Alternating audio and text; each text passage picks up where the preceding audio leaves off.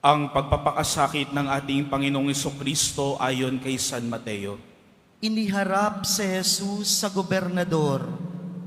Ikaw ba ang hari ng mga Hudyo? Tanong sa kanya ng gobernador. Sumagot si Jesus. Kayo na ang nagsasabi. Ngunit nang paratangan siya ng punong saserdote at ng matatanda ng bayan, hindi na siya sumagot. Kaya't sinabi sa kanya ni Pilato, Hindi mo ba naririnig ang mga ipinararatang nila sa iyo? ngunit hindi sumagot si Jesus, gaputok man. Kaya't nagtaka ang gobernador.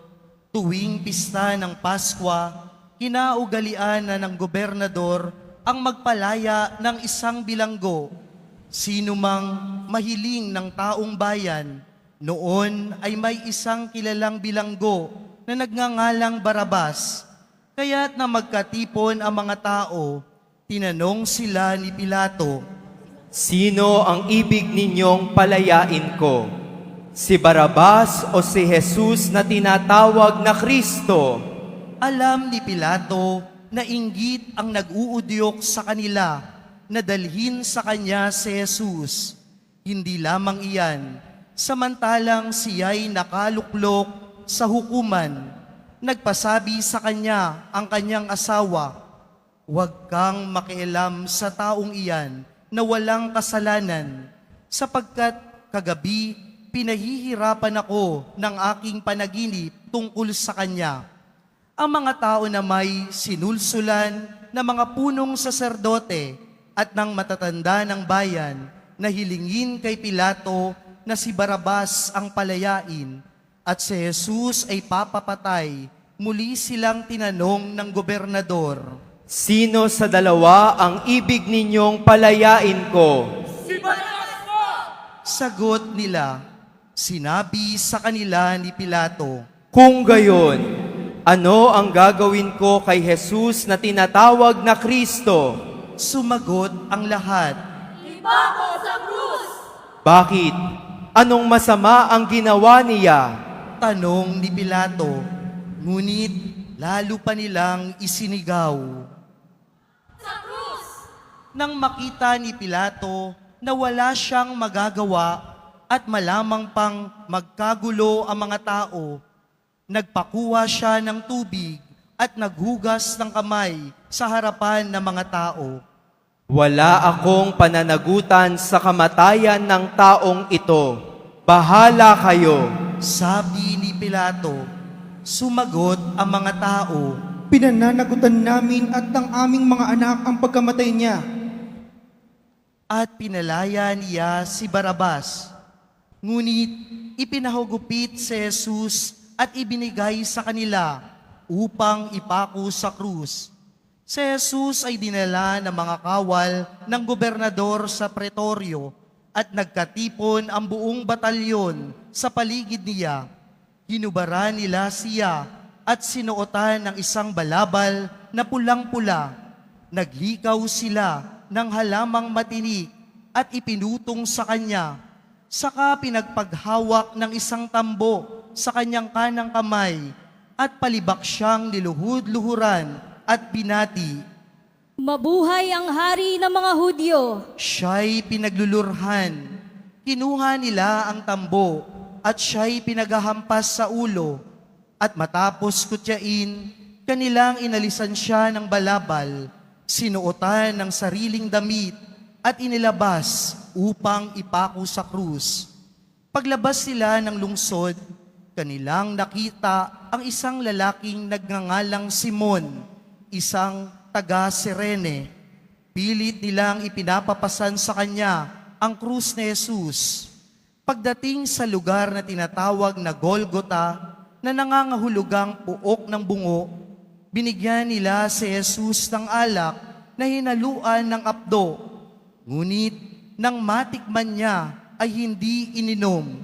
Nang maipako na siya sa krus, pinaghati-hatian nila ang kanyang mga damit. Matapos magsapalaran at naupo sila upang siya'y bantayan. Nakasulat sa kanyang ulunan ang sakdal laban sa kanya. Ito'y si Jesus, ang hari ng mga Hudyo. 2 tulisan ang kasabay niyang ipinako sa krus, isa sa kanan at isa sa kaliwa. Nilibak siya ng mga nagdaraan at tangu-tangong pang sinabi, Di ba ikaw ang gigiba ng templo at muling magtatayo nito sa loob ng 3 araw? Iligtas mo ngayon ang iyong sarili. Kung ikaw nga ang anak ng Diyos, bumaba ka sa krus. Kinutya rin siya ng mga punong saserdote, ng mga iskriba at ng matatanda ng bayan. Sabi nila, Iniligtas ang iba, ngunit ang sarili di may ligtas. Diba siya ang hari ng Israel? Buwaba lang siya ngayon sa krus. Maniniwala kami sa kanya. Nanalig siya sa Diyos at sinasabi niyang siya ang anak ng Diyos. Iligtas siya ng Diyos kung talagang iniibig siya. at inalipusta siya ng mga tulisang ipinakong kasabay niya. Mula sa tanghaling tapat hanggang sa 3 ng hapon ay nagdilim sa buong lupain. Nang magka-3 ng hapon, sumigaw si Jesus. Eli, Eli, lama sabachthani. Ibig sabihin, Diyos ko, bakit mo ako pinabayaan? Narinig ito ng ilan sa mga nakatayo roon at sinabi nila, Tinatawag niya si Elias. agad tumakbo ang isa sa kanila at kumuha ng espongha, tinigmak ng maasim na alak, inilagay sa dulo ng isang tambo at ipinasipsip kay Jesus. Ngunit sinabi naman ng iba, Hintay muna. Tignan natin kung darating si Elias upang iligtas siya. muling sumigaw si Jesus at nalagutan ng hininga. Magsiluhod po ang lahat at manahimik sumandali.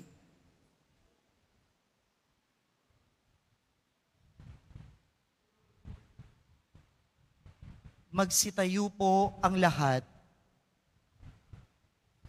Biglang napunit sa gitna ng tabing ng templo mula sa itaas hanggang sa ibaba. Nayanig ang lupa, nagbitak ang mga bato, nabuksan ang mga libingan, at nabuhay ang maraming banal na namatay na. Lumabas sila ng libingan at nang muling mabuhay si Jesus, sila'y pumasok sa banal na lunsod at nakita nila roon ng marami. Nasindak ang kapitan at ang mga kawal na nagbabantay kay Jesus nang maramdaman nila ang lindol at masaksihan ang lahat ng nangyari. Tunay na ito'y anak ng Diyos. Sabi nila, Ang mabuting balita ng Panginoon. pinupuri ka namin, Panginoong Hesukristo. Magsiupo po muna ang lahat.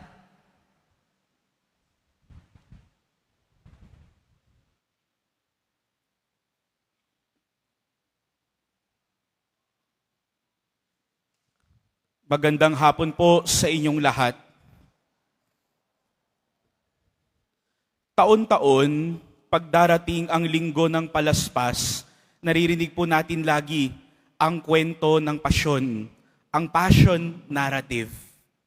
Taon-taon, meron po tayong tinatawag na mga sikulo para sa ating pagdiriwang at para sa mga pagbasa sa ating misa sa buong taon. At ngayong taon na ito, ang ating narinig na kwento, ang pagpapaalala ng pagpapakasakit ng ating Panginoon ay galing sa Ebanghelyo ni San Mateo. Ngayong taon na ito, kinuha ito sa Ebanghelyo ni San Mateo at isa sa pinakamasasabi natin na kakaiba kumpara doon sa Ebanghelyo ni San Marcos at ni San Lucas na gayon ding pagpapaalala ng pagpapakasakit ng Panginoon ay yung tema ni San Mateo. Ang tema ng narrative ni San Mateo ay tungkol sa pagtupad ng pangako ng Diyos. Kaya kung mapapansin po ninyo, sa narinig po ninyo kanina, may mga elemento ng pagtutupad ng pangako ng Diyos. Kanina sa simula, mayroon yung pagsakay sa asno, kagaya ng sinabi ng mga propeta. Yung napanaginipan ng asawa ni Pilato, isang pagpapatupad ng pangako ng Diyos. Tapos, sa kahuli-hulihan, at ito po ang nais ko po sanang maging punto ng ating pagdinilay para sa araw na ito, ang siyang sinabi ng kapitan, ang sinabi ng senturyon, na narinig po natin sa kaduluduluhan ng ating ebanghelyo. Ano po ang sinabi ng kapitan? Tunay nga na ito ang anak ng Diyos. Tunay nga na ito ang anak ng Diyos. Kanina, nung binabasbasan po natin ang mga palaspas, ano po yung dulo ng narinig nating pagbasa? Di ba narinig po natin nung pagpasok nila Jesus sa Jerusalem, nagkagulo ang lungsod. Kaya ang tanong ng mga tao, sino ba ito? Ang sinabi ng karamihan, ito ay si Jesus, isang propetang taga Nazaret. Pero nakita pala natin, pagkatapos ng pagpapakasakit at pagkamatay ng ating Panginoon, lumitaw ang katotohanan, lumabas ang tunay na sagot. At sino si Jesus? Tunay nga na siya ang anak ng Diyos. At kung babalikan pa natin, babalik pa tayo sa panahon ng Kapaskuhan, ng pagsilang ng Panginoon. Bakit po naparito si Jesus? Ano po ang layunin ng pagkakatawang tao ng Diyos? Upang iligtas tayong lahat. Ibalik tayo muli sa piling ng Ama. At yung pagpaparito ni Jesus ay hindi lamang sa mga Hudyo, pero para sa lahat. Pamilyar, kasi po sa dulo ng ating pagbasa, sino yung nagsalita sa dulo? Yung kapitan ng mga sundalo. Ano sila? Mga Romano. Hindi mga Hudyo. Yung sinabi nung kapitan at kanyang mga kasama, tunay nga na ito ang anak ng Diyos, ay siyang pagsabi at pagsampalataya nila bilang mga Romano sa tunay na anak ng Diyos. Kasi para sa kanila, ang anak ng Diyos ay kung sino ang nakaupo bilang emperador ng Roma. Kung sino man ang emperor nung panahon na iyon. Pero sabi nila sa dulo, nung makita nila ang lahat, matunghayan nila ang lahat, nasabi lang nila, tunay nga na ito ang anak ng Diyos. At hindi ba po iyon ang layunin ni Jesus? Ang pag-isahin tayo lahat, walang Hudyo, walang Romano, pero bilang isang pamilya ng Diyos. At dahil doon, sa pagpapahayag ng pananampalataya ng kapitan ng mga sundalo noon, nakita natin na bago pa mangyari ang muling pagkabuhay, bago pa gumulong ang bato sa libingan ng ating Panginoong Yesus na ipakita na walang laman, doon pa lang sa paanan ng krus, mayroon na palang natanim na binhi ng muling pagkabuhay. Mayroon na palang natanim na binhi ng pagbabalik loob sa Panginoon. At sa gayon, yung sinabi ng kapitan, tunay nga na ito ang anak ng Diyos, ay siyang uusbong at magbubunga pagdating ng muling pagkabuhay. Lahat katuparan ng pangako ng Diyos. Kaya mga minamahal na kapatid, kung titingnan natin ang kwento ng senturyon, ang kapitan ng mga sundalo, marahil ay hindi naman niya natunghayan lahat ng mga himala, lahat ng mga pangangaral na sinabi ni Jesus. Ginawa niya sa buong buhay niya, pero sa punto ng kanyang kamatayan, pagkatapos niya matunghayan, si Jesus na nahihirapan, punong-puno ng sugat, punong-puno ng dugo, naghihinalo, at pagkatapos mamatay, sa kahinaan ng Diyos, doon niya lubos na natagpuan, doon niya nasabi ng may buong katatagan at pananampalataya, tunay nga na ito ang anak ng Diyos. Para sa atin naman po mga kapatid, kailan ba po ang huling beses? Kailan ang huling beses na kahit naluha kayo sa inyong panalangin? Habang kayo ay taimtim na nanalangin, gabi man, umaga, kaharap ninyo ang Panginoon, kailan yung huling beses nang naluha kayo sa sobrang lalim at tindi ng inyong panalangin? Lalong-lalo na noong kayo ay may pinagdadaanan na napakabigat at parang tila bang walang solusyon at wala ng pag-asa. Kailan iyon? Sapagkat kung babalikan natin yung karanasan na iyon, doon natin makikita at mauunawaan na kahit gaano pa kalalim at kadilim, tunay nga nandoon ang anak ng Diyos. Tunay nga na nandoon ang anak ng Diyos. At minsan, lalong-lalo na kung napakabigat talaga ng ating pinagdaraanan, kapag naranasan natin ang sobra-sobrang pagmamahal at awa ng Diyos, wala na rin naman tayong ibang magagawa kundi lumuha.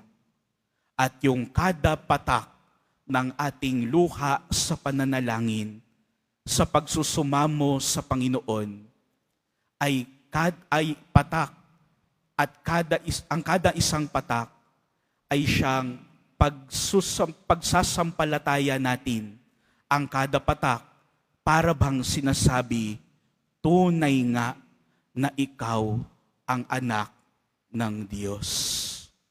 Mga minamahal na kapatid, panghawakan natin ang mga luha na iyon sapagkat habang kakapasok na natin sa mga mahal na araw, merong temptasyon sa sobrang kabisihan ng maraming tao, lalong-lalo na sa mga naglilingkod dito sa simbahan. Marami tayong mga kailangan tapusin, maraming kailangan gawin, maraming kailangan maisaayos.